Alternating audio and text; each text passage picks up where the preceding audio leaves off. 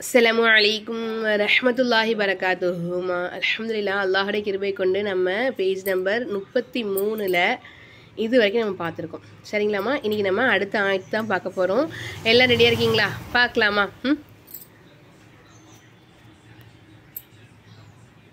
அஊது பில்லாஹி மினஷ் ஷைத்வானிர் ரஜீம். بسم الله الرحمن الرحيم. ومن الناس من يتخذ من دون الله أندادا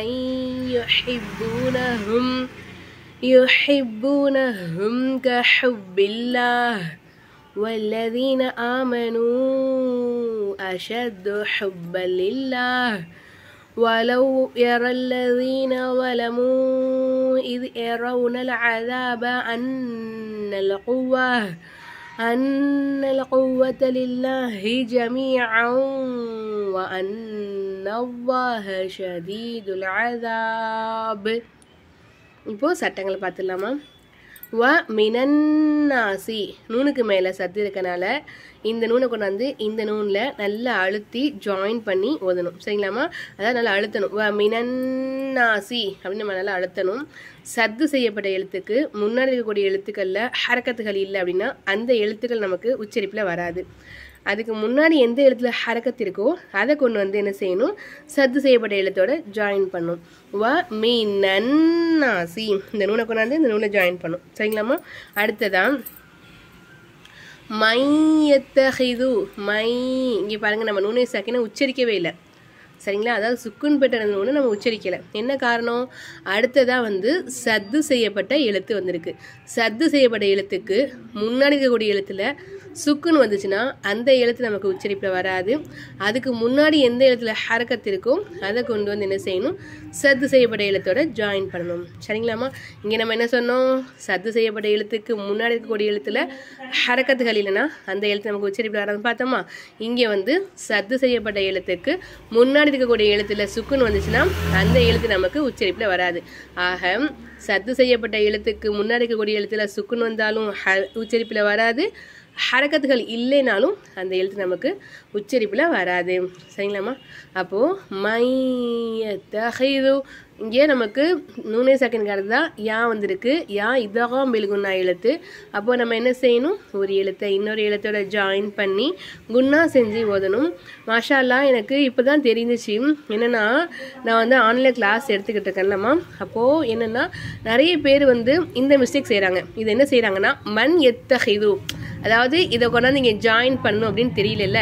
அப்போது நான் தெரிஞ்சிச்சு, இந்த மாதிரி வந்து ஒரு விஷயம் இருக்குங்கிறது நிறைய பேருக்கு தெரியாமல் இருக்குது. அல்லாஹ் அக்பர் அப்படின்னு சொல்லிட்டு நான் யோசித்தேன்.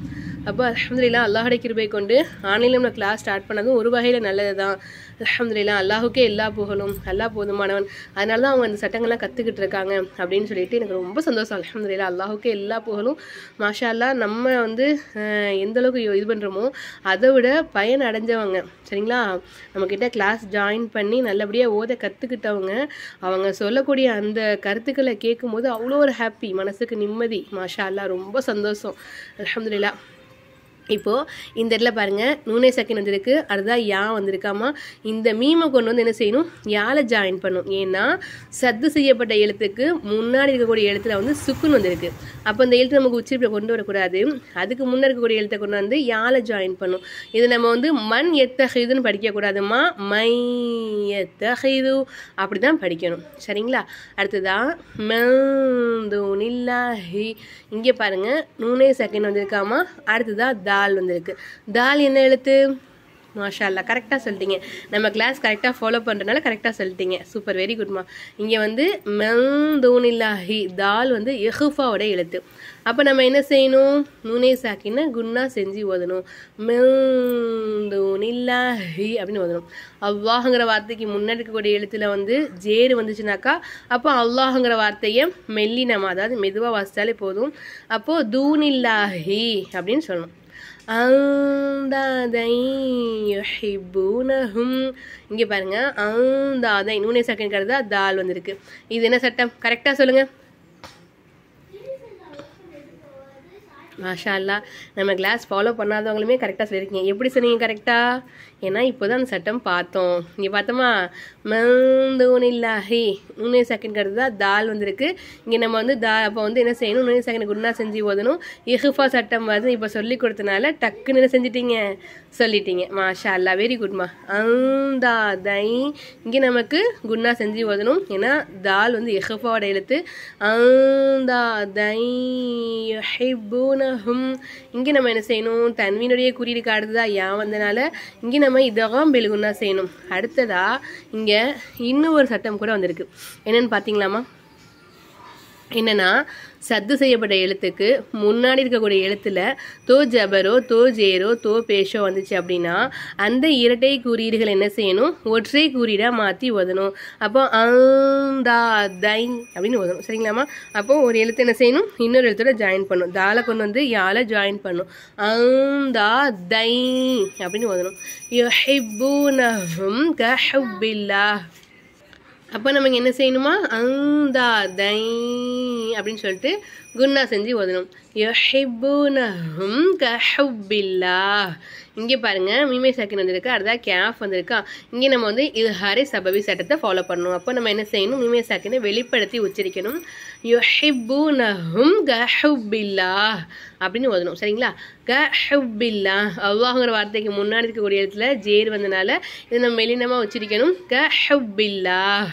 நிப்பாட்டும் போது ஹாக்கு மேலே சுக்குன்னு வச்சு நிப்பாடணும். அதில் இருக்கக்கூடிய ஹரக்கத்தை எடுத்துட்டு. அப்போ இங்கே ஜேர் வந்தனால ஜேரை எடுத்துட்டு மேலே சுக்குன்னு வச்சு கஹுப்பில்லாஹ் அப்படின்னு நிப்பாட்டணும்.